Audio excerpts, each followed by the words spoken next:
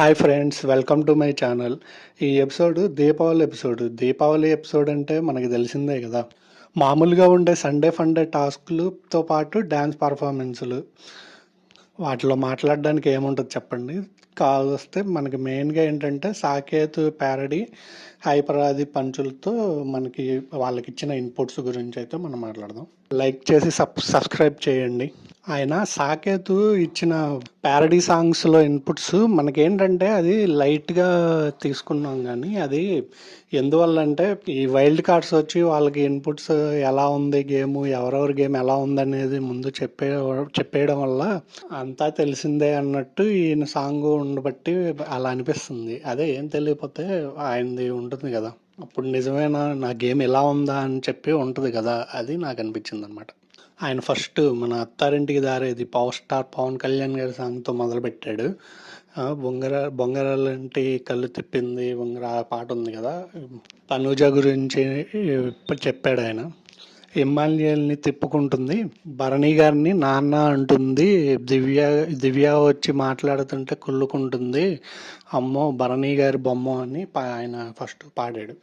తర్వాత కళ్యాణ్ గురించి soldier song ఉంది కదా మన అల్లు అర్జున్ గారి సినిమాలో, writer also fighter also song, ఆ సాంగ్ ప్యారడీగా పాడాడు ఆయన గురించి. అది రెండు వీక్లు ఫస్ట్లో కామ్గా ఎక్కడున్నాడో తెలియకుండా ఉన్నాడు, తర్వాత నుంచి తన ఆట పవర్ చూపించి ముందుకొచ్చాడు అని చెప్పి ఆయన చెప్పాడు. తర్వాత ఇమ్మాన్యుయల్ గురించి ఒకడే ఒక్కడు మునగాడు, టాస్కులతో పవర్ చూపించిన మునగాడు అన్నట్టు చెప్పాడు. ఎందుకంటే ఇమ్మాన్యుయల్ టాస్కులు బాగా ఆడతాడు కదా, దాని గురించి చెప్పాడు. నెక్స్ట్ భరణి గారి గురించి ఆయన బాహుబలి సాంగ్ 16 బంధాల్లో వాలిన సూర్యుడా ఉంది, ఆయన బాండింగ్స్ వల్ల ఎలాగా ఇదైపోయాడు అనేది ఆ పాట రూపంలో చెప్పారనమాట. ఇది తగ్గించుకుంటే ఇదని, తగ్గించుకోవడానికి ఇంకేముందిలేండి.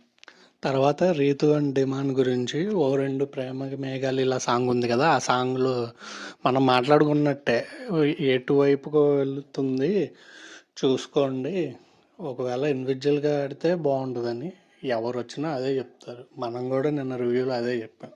కావాల్సి వాళ్ళ ఫ్యాన్స్ వీళ్ళు హర్ట్ అవుతారు, అది తెలుసుకుని ఇదైతే మంచిదని అందరి ఉద్దేశం.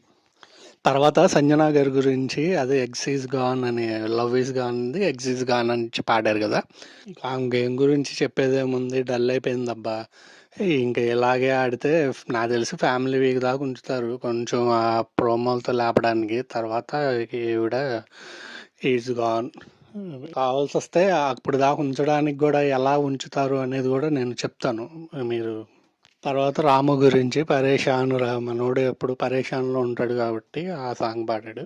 తర్వాత దివ్య గురించి మెల్లగా వచ్చింది అంటే లేట్గా వచ్చింది కదా, వచ్చినా కూడా గట్టిగా ఇచ్చింది. నేను చెప్పేది అదే, దివ్య ఆట తీరు మార్చుకుంటే కనుక, ఇప్పుడు భరణి గారు కూడా లేరు కాబట్టి ఇంకా ఎమోషనల్ అవన్నీ పక్కన పెట్టి గట్టిగా ఇస్తే నాకు తెలిసి టాప్ 5లోకి వెళ్ళి విన్నర్ కూడా ఛాన్సెస్ ఉన్నాయి అని చెప్పే. ఎందుకంటే ఆమె ఆర్గ్యుమెంట్ స్కిల్స్ నెంబర్ 1, దాంట్లో కొట్టేవాళ్ళు ఇప్పుడున్న కన్సిస్టెంట్లో ఆ రేంజ్లో ఇచ్చేవాళ్ళు నాకు తెలిసి ఎవరో లేరు. ఆవిడ కనుక ఆ ఎమోషన్ని పక్కన పెట్టి కనుక ఇది చేస్తే, కావాల్సి వస్తే ఫ్యాన్ బేస్లు ఉన్నాయి కాబట్టి చెప్పలేము మిగతా వాళ్ళకి, కానీ గేమ్ పరంగా చూసుకొని ఆమె ఇది అయితే, గేమ్ పరంగా చూసుకుంటే మటుకు దివ్య తోపని నేను చెప్తా. కానీ ఆయన లేరు కదా అని చెప్పి డల్ అయిపోతే మనం చేసేది ఏం లేదు. యారా అంత చెప్పావు ఏంట్రా ఆమె ఆడిందని మీరు నన్ను అడిగితే నేనేం చేయలేను. ఎందుకంటే ఆమె టాలెంట్ అయితే ఉంది, దాన్ని యూస్ చేసుకునే విధానంలో ఉంటుంది కాబట్టి ఆ యూస్ చేసుకునే విధానం బట్టి ఉంటుంది అది. తర్వాత సుమనన్న గురించి తెలిసిందేగా, బయట ఎలా ఉందో లోపల కూడా ఆయనకి అంత ఫాలోయింగ్ ఉందనేది తెలిసిన విషయమే కాబట్టి, ఆ భూమికి జానుడు భూలోక వీరుడు ఉంది కదా, మళ్ళీ మన పవర్ స్టార్ సాంగ్ పంజా సినిమా నుంచి అది ప్యారడీగా పాడాడు ఆయన మీద. తర్వాత నిఖిల్ అండ్ గౌరవ్ గురించి అది బాడీలో గురించి చెప్పాడనమాట ఆయన. తర్వాత ఆయేషా గురించి, నువ్వు మేకప్ లేకపోయినా బాగుంటావు, కొంచెం తొందర తగ్గించుకో అన్నట్టు చెప్పారు ఆయన. తర్వాత మాధురి గారి గురించి, ఏ రాజు హౌస్లోన నువ్వే, హౌస్ బయట నువ్వే, అదే బయట కాంట్రవర్సీస్ అవుతున్నాయి కదా దాని గురించి, ప్లస్ హౌస్లో కూడా కాంట్రవర్సీ అంటే గొడవలు అవి ఉన్నాయి కదా దాని గురించి వాడాడు. తర్వాత రమ్య గురించి అదే క్రష్ అంటూ వచ్చి కన్ఫ్యూజ్ చేస్తుంది, తన పాయింట్ ఫేస్ మీద చెప్తుంది. అదే క్రష్ అని చెప్పి డిమాండ్ని వీళ్ళని చేసింది కదా దాని గురించి చెప్పాడు ఆయన. ఇప్పుడు భరణి గారు వెళ్ళిపోవడం మెయిన్ రీజన్ ఏంటంటే ఈ బంధాలు పెట్టుకోవడమే. ఇప్పుడే ఎందుకంటే ఆయనకి ఎవరు చేసింది, ఆయనకి సహాయం ఎవరి నుంచి కలిగింది లేదు, కానీ ఈయన సహాయం చేసి ఎవరు నాకు ఎవరు చేయలేదని ఆయన చెప్పుకోపోయినా తనూజ అందరి దగ్గరికి వెళ్ళి నా సహాయం అంతగా ఏం చేశారు అని చెప్పి ఇవన్నీ చెప్పడం వల్ల ఆయన అది స్ట్రెస్ తీసుకొని బాగా అలా నలిగిపోయి ఈ బంధాలు వీటిల్లో ఉండే ఆయన గేమ్ చాలా వరకు పోగొట్టుకున్నారు ఆయన. అప్పటికి నాగార్జున సార్ చెప్తానే ఉన్నారు, ఇది చదరంగం కాదు రణరంగం, నువ్వు ఇలా ఉంటే చాలా కష్టం భరణి అని. ఎందుకంటే ఇన్పుట్స్ వచ్చినప్పుడు దాని పరంగా గేమ్ మారితే బాగుంటుంది. అదే నేను కళ్యాణ్కి కూడా నేను అదే చెప్పేది. ఆయన మళ్ళీ ఎంతసేపు అందరూ అనుకుంటున్నారు మంచి ఓటింగ్ ఉంది, ఫ్యాన్ బేస్ ఉంది, మంచి ఓటింగ్ ఉంది, దానికి ఏమి ఇది లేదు. కావాల్సి వస్తే అది ఎప్పుడైనా సరే రైవల్రీ అనేది కొనసాగితే ఆట ఎవరిదైనా హైలైట్ అయింది. కానీ తనూజ తన స్మార్ట్ గేమ్తో కళ్యాణ్ని కూడా లాక్ చేసింది. ఎందుకంటే వివరంగా చెప్పాలంటే చెప్తానండి. ఎలా అంటే ఇప్పుడు ఆయన ప్రతి ఒక్కరి దగ్గరికి వెళ్ళి నాకు తనూజ అది నాకు ఎవరు లేనప్పుడు నన్ను దగ్గర చూసుకుంది, నాకు హెల్ప్ చేసింది, ఆ గేమ్లో హెల్ప్ చేసింది, సుత్తి ఇచ్చింది. ఇవాళ కూడా లైవ్లో ఈ ఎలిమినేషన్ అయిపోయిన తర్వాత నైట్ లైవ్లో అదే చెప్తున్నాడు ఆయన. ఇలా చెప్పుకుంటూ అసలు ఒక మాటగా చెప్పాలంటే తనూజ చేసిన దానికన్నా ప్రియా చేసిందే ఆయనకి ఎక్కువ, దాని తర్వాత శ్రీజ చేసిందే ఆయనకి ఎక్కువ.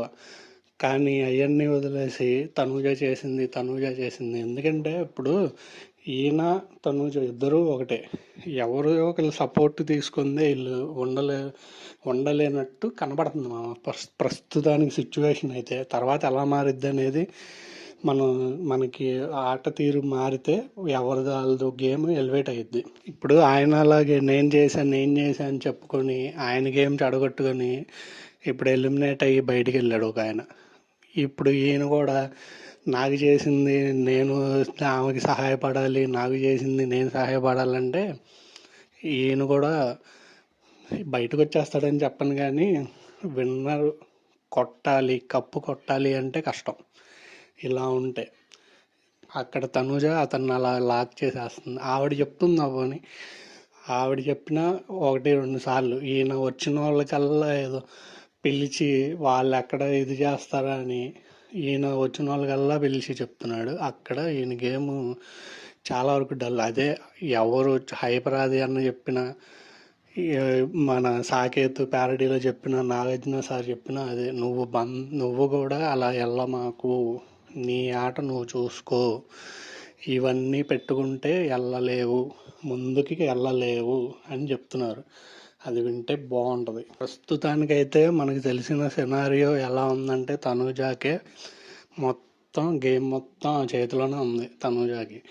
దాని నుంచి లాక్కోవాలి అంటే ఈయన ఆమె నుంచి దూరంగా జరిగి రైవల్రీ అంటే ఏదో సిచ్యువేషన్ అయితే బిగ్ బాస్ ఇస్తాడు, లేదంటే మనం ఇప్పుడు సంజన గారి గేమ్ ఎందుకు ఎలివేట్ అయింది, సిచ్యువేషన్ని ఆమె తనకి మలుచుకొని కనీసం 2-3 వారాలు అసలు ఆవిడ ఫస్ట్ వారము సెకండ్ వారము వెళ్ళిపోవాల్సిన కంటెస్టెంట్ ఆవిడ. అందరూ చూసి ఏమేమి ఆడిద్ది అనుకున్నారు, అలాంటిది తన గేమ్ తిప్పుకొని హైలైట్ అయింది. అలాగా ఈయన కూడా తిప్పుకొని ఇది చేస్తే కళ్యాణ్ ఆపేవాడు లేదు. ఇలాగే కొనసాగి నేను తోడుగా ఉంటా, ఇప్పుడు భరణి గారు కూడా లేరని చెప్పి ఈయన ముందుకెళ్తే పులిహార అయిపోద్ది గేమ్. తర్వాత పవరస్త్ర గురించి, ఇప్పుడు పవరస్త్ర పెట్టారండి. అసలు మామూలుగా అయితే సీజన్ 7 తర్వాత మనకి తెలిసి సీజన్ 6లో మన టికెట్ టు ఉండేది. అది ఫైమా గెలుచుకుంది. దాని పేరు ఏదో ఉంది. అది వాడడం వల్ల ఆవిడ సేవ్ అయ్యి రాజు వెళ్ళిపోతాడు. అది తర్వాత సీజన్ 7 వచ్చి పవరాస్త్ర. ఇప్పుడు పవరాస్త్ర అని పెట్టారు. దానికి ఒకటే ఉండాలి, ఈ వారంతో ఎండ్ అయిపోయేలాగా.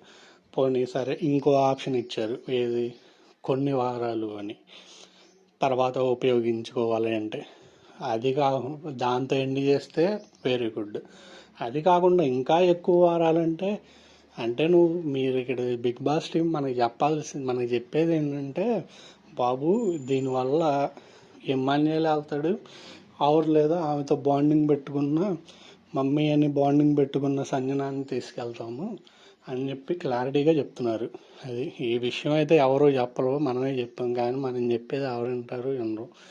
తర్వాత తెలుసుకుని అన్న నువ్వు చెప్పింది రైటే అంటారు. చూడండి, ఎందుకంటే ప్రస్తుతానికి సంజన గారి గేమ్ ఏమీ లేదు. ఆ మాధురి గారు వచ్చిన తర్వాత అంతకుముందే పడిపోతుంది, లేచిద్దేమో అన్న హోప్స్ ఉండే టైంలో మాధురి గారు వచ్చారు. మాధురి గారు వచ్చిన తర్వాత ఇంకా శాంతం కిందకి పడిపోయింది గేమ్. ఇక్కడ ఇమ్మాన్యుయల్ భరణి గారి విషయంలో అలా చేయడం ఒక రకంగా మంచిదే. కానీ ఇంకో వెర్షన్ కూడా ఉంది. అదేంటంటే, అతను మామూలుగా అయినా ఒకవేళ భరణి గారికి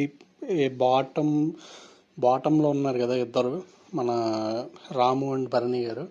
ఒకవేళ భరణి గారు గ్రీన్లో ఉండి రాము వచ్చి రెడ్లో ఉన్నా సరే, ఏది ఏమైనా సరే భరణి గారికి అయితే ఆయన లేడు. ఎందుకంటే ఆయన అంతకుముందు ఎందుకు చేయడంటే, సంజన గారు అండ్ ఇమ్మాన్యుయల్ ఈ ఇన్ఫ్లుయెన్స్ ఉందని చెప్పి Bharani garu second captaincy task అప్పుడు చెప్పారు కదా, నీ ఇన్ఫ్లుయెన్స్ ఉంది, మా మమ్మీ ఇన్ఫ్లుయెన్స్ నీ మీద ఉంది, అది హౌస్కి మంచిది కాదు అన్నట్టు. అది మటుకు 100% కరెక్టే. ఆవిడ వాళ్ళ లైవ్లో కూడా నన్ను ఇలా అన్నాడు, నాకు ఆ కోపం ఇంకా ఉంది అని చెప్తుంది. కానీ అది మటుకు రైట్.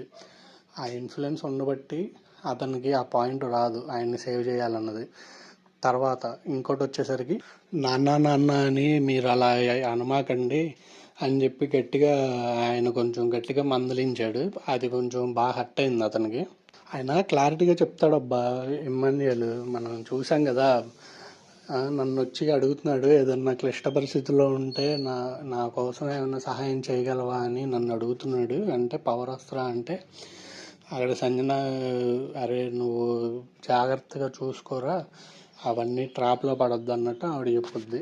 నేను చెప్తున్నా కదా, గ్యారెంటీ ఆమె ఇన్ఫ్లుయెన్స్ వల్ల అతని గేమ్ అయితే అతను కూడా మెయిన్ ఈ సీజన్ ఎక్కువ బంధాలతో ఉంది.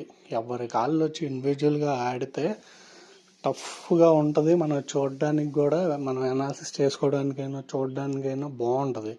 అంతేగాని ఇప్పుడు బంధాలు అని చెప్పి ఆయన్ని ఎక్కువ వచ్చిన వాళ్ళందరూ చెప్పి ఆయన పంపించేశారు. వీళ్ళు మరి మిగతా బంధాలు ఉన్నాయి, ఎలాగా బ్రేక్ అవుతాయి అన్నది చూడాలి. ఇప్పుడైనా 2 వారాలే ఆడాడు, తర్వాత నుంచి టాస్క్ ఆడలేదంటానికి. మొన్న ఆయన ఆడకపోతే ఫస్ట్ ప్లేస్లో ఉండరు కదా వాళ్ళ టీము. అసలు రాము కనపడ్డా? రాము కనపడలేదు. ఏదో రీజన్, అంతేగాని ఆయనకైతే వాడడు అని చాలా ఫిక్స్ అయిపోయాడు. కావాల్సి వస్తే గట్టిగా మాట్లాడిపోవడానికి కారణం ఏంటంటే, ఈయన బాటంలో ఉండడం. ఒకవేళ దాంతో సేవ్ చేసినా కానీ ఎవరైనా గిల్టీగా ఫీల్ అవుతారు. ఎందుకంటే అతని క్యాపబుల్ ఉంది, అతను గ్రీన్లో ఉన్నాడు. అలాంటి వ్యక్తి నా వల్ల ఇతను యూస్ చేయడం వల్ల అతను వెళ్ళిపోయాడు అన్న గిల్టీనెస్ ఉండదు. అది లేదు. అందుకు మంచిదే అన్నట్టు పాయింట్ 1% ఇమాన్యుయల్ వైపు ఉంది కాబట్టి అది. కానీ అతను ఉన్నా కానీ ఒకవేళ భరణి గారికి తను సెకండ్ ప్లేస్ థర్డ్ ప్లేస్లో ఉండి అసలు ఇతను ఎలా వాడతాడు అనేది చూద్దామని బిగ్ బాస్ అనుకొని అతన్ని తీసుకొచ్చి బాటంలో ఇప్పుడు అడిగిన తర్వాత పెట్టారు. మీకు ఒకటి అర్థం అవ్వాలి, అడిగిన తర్వాత నువ్వు ఎవరికి వాడతావు అని అడిగిన తర్వాత మాత్రమే అది రివీల్ అయింది, ఈ జనాలు ఓటు ఎలా ఉంది ఏంటనేది. మామూలుగా అయితే ఆ వైల్డ్ కార్డులో వచ్చి చెప్పడం, ఇతను ఆటది అంతా చూస్తే ఎవరైనా సరే అక్కడ లోపల ఉన్న వాళ్ళు మ్యాక్సిమం ఈయన ఫస్ట్‌లో అంత ఇది కాపోయినా కనీసం బాటమ్‌లో ఎళ్ళాల్సిన కంటెస్టెంట్ కాదని అందరికీ తెలుసు. రాము గురించి అందరూ మాట్లాడుకున్నారు. ఈ వీక్ అతనే వెళ్ళిపోతాడని.